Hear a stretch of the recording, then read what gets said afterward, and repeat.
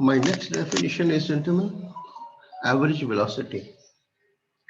The formula for the average velocity, we symbolically write it as VAV. AV means average. V for the velocity, V average, is equal to displacement upon the travel time.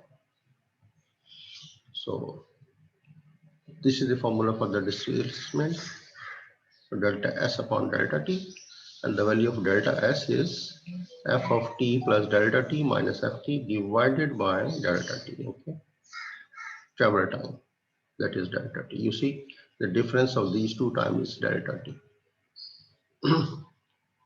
Remember this formula for V average.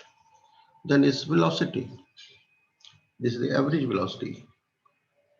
Velocity is instantaneous velocity is the derivative of the position with respect to time.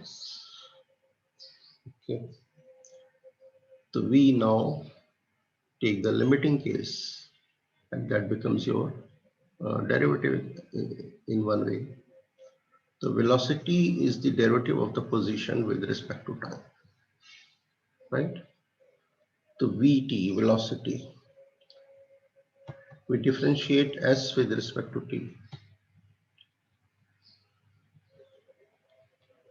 The ds upon dt will be giving you the formula for the velocity, and the derivative can be taken by using this definition. Limit delta t tends to 0, f of t plus delta t minus ft divided by delta t.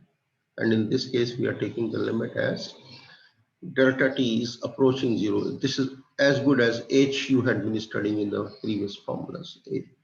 F of t plus h minus ft divided by h tending to 0. Actually, this is the definition of the derivative. So if we differentiate the distance with respect to time, that gives you the velocity. Speed. You know the definition of velocity very much, that it possesses the direction also. If we just minus direction, we delete direction from velocity, that becomes the speed. So if we take the magnitude means the magnitude value only. It does not possess your direction.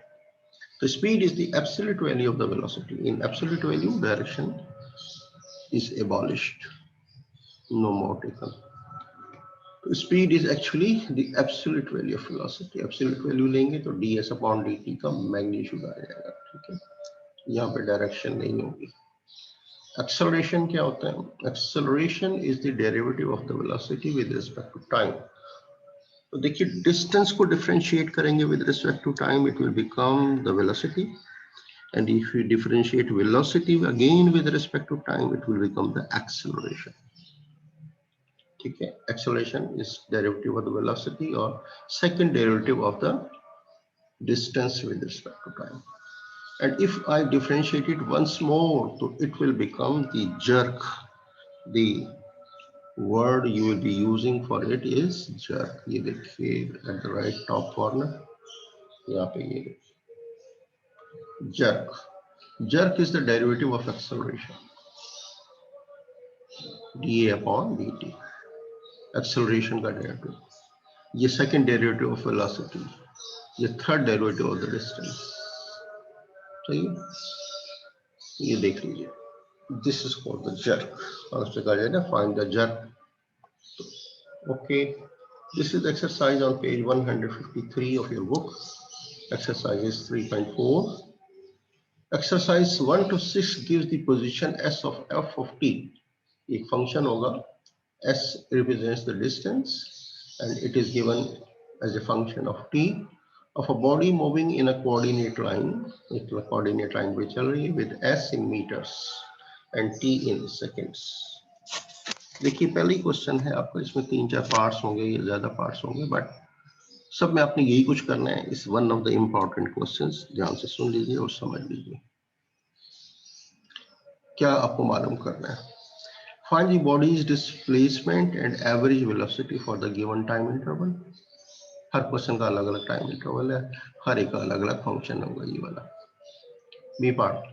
Find the body's speed and acceleration at the end points of the interval. जो भी interval का and point है, जैसे 1 से लेके 5 तक अगर है तो 1 और 5 एंड पॉइंट्स हैं। आपने उसकी स्पीड भी निकालनी और एक्सेलरेशन भी निकालना है उन पॉइंट्स के ऊपर। Whenever if during the interval does the body change direction, तो आप ये देखिए कि क्या किसी मौके पर उस बॉडी की डायरेक्शन चेंज हो रही, तो आप बताइएगा कौन सा टाइम है, at what time the body is changing its direction. Well, I'm taking question number 1. Start करते हैं सिंपलेस्ट से। The function is given to you s is equal to t square minus 3t plus 2 and ये interval है 0 less than equal to t less than equal to 2। ठीक है, ये है t plus delta t की value है और ये t की वैल्यू हो गई ऊपर। तो the interval is from 0 to 2 time interval. Here इस s इक्वल टू दिस, किसी को हम f ऑफ t भी कहेंगे ना, फंक्शन ऑफ t नहीं, राइट साइड पे जो भी फंक्शन है उसको आप लिख सकते हैं s equal to f of t equal to this much. अब आइए एफ टी, तो ये बन गया आपका F of T plus delta T निकालिए अकॉर्डिंग टू द डेफिनेशन। तो टी प्लस डेल्टा टी करिए तो replace T by T plus delta T, इसका स्क्वायर हो जाएगा। फिर माइनस 3 टी की जगह आप लिखेंगे T plus delta T plus 2 as it is. अब आपका एस जो है वो क्या है, फाइनल टाइम से माइनस करेंगे इनिशियल टाइम, यानी कि ये है टी प्लस डेल्टा टी और ये क्या है टी, तो ये है F of T plus delta T minus of F T. ठीक है, ये टी प्लस डेल्टा टी की वैल्यू और ये एफ टी की वैल्यू जी। पुट कीजिए एफ ऑफ टू यहाँ पे टी की जगह क्या रखोगे 2 रखो, 2 की पावर 4, तो मतलब 2 लोगे तो 4 हो जाएगा। इसको 2 से मल्टीप्लाई करेंगे 2 3 6 माइनस 6 आ जाएगा और प्लस 2, ये एफ ऑफ 2 हो गया माइनस एफ 0, टी की जगह 0 को, ये भी 0 ये भी 0, क्या बचा 2। ये समझ में आ रहा है एफ 2 और एफ 0।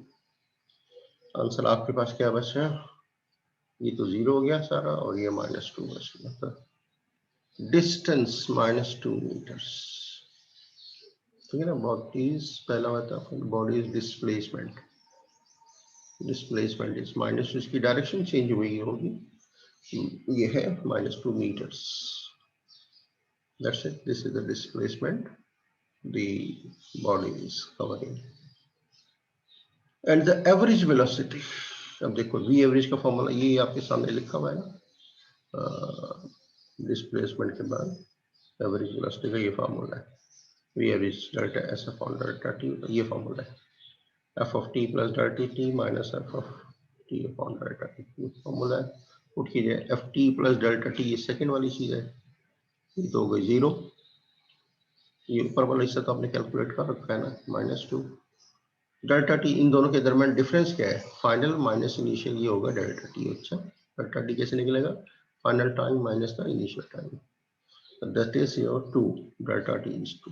जब आपने पुट किया -1 meter per second, average velocity is -1 meter per second.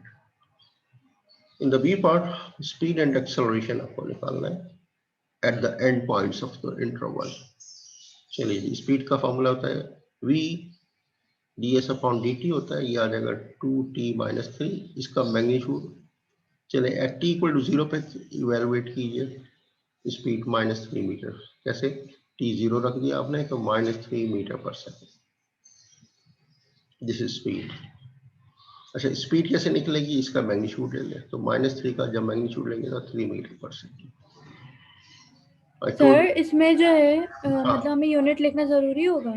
बिल्कुल होगा जरूरी, उसने आपको बताया नहीं, शुरू में क्वेश्चन में आपको बताया है कि s is in metres and time is in seconds, वो किस लिए दिया है, वो इसीलिए दिया सही है है। कि आप हर चीज जो आप कैलकुलेट करें, एक्सेलरेशन का क्या यूनिट होता है, वेलोसिटी का क्या होता है, स्पीड का क्या होता है, तो that you have to right.